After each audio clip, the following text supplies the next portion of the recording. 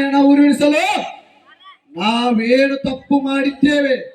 ನೀವೇ ನನ್ನ ತಂದೆ ತಾಯಿಗಳನ್ನು ಕೊಂದಿದ್ದೀರೆಂದು ನಿಮ್ಮ ರುಂಡ ಚಂಡಾಡಲು ಬಂದಿರೋನು ಕಲಿಯುಗದ ಯಮನಾಗೆ. ಯಾರಪ್ಪ ನಿನ್ನ ತಂದೆ ತಾಯಿಗಳು? ರಾಜಶೇಖರ್ ರತ್ನಾಣಿ ನನ್ನ ತಂದೆ ತಾಯಿಗಳು.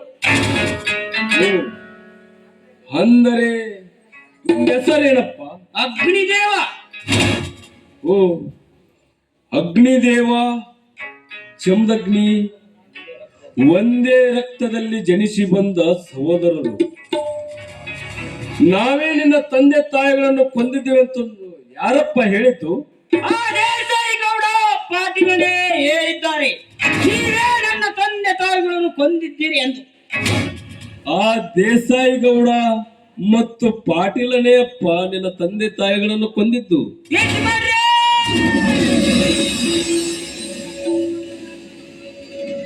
ಏನು ಮಾತನಾಡುತ್ತಿರುವಿರಿ? ಹಣದ ಆಸೆಗೆ ಮೋಸ ಮಾಡಿ ನಿಮ್ಮ ತಂದೆ ತಾಯಿಗಳನ್ನು ಕೊಂದು ಮನೆಗೆ ಬೆಂಕಿ ಹಚ್ಚಿದರಪ್ಪ. ಬೆಂಕಿ ಹಚ್ಚಿದರು. ಆ ಬೆಂಕಿಯಲ್ಲಿ ಜಮದಗ್ನಿ, ಅವಳಿ ಮಕ್ಕಳಾದ ಜಮದಗ್ನಿಯನ್ನು ನಾನು ತಂದು ಸಾಕಿದೆ. ಅದರಲ್ಲಿ ಬೆಂಕಿಯಲ್ಲಿ ಸುಟ್ಟು ಹೋಯಿತಂದು ಆ ಕೂಸೆ ನೀನಪ್ಪ, ಕೂಸೆ ನೀನು. ಅಂದರೆ ಈ ಅಗ್ನಿದೇವ ಮತ್ತು ನೀನು ಒಂದೇ ರಕ್ತದಲ್ಲಿ ಒಡಹುಟ್ಟಿದವರ ಸಹೋದರರಪ್ಪ. ಅಣ್ಣ,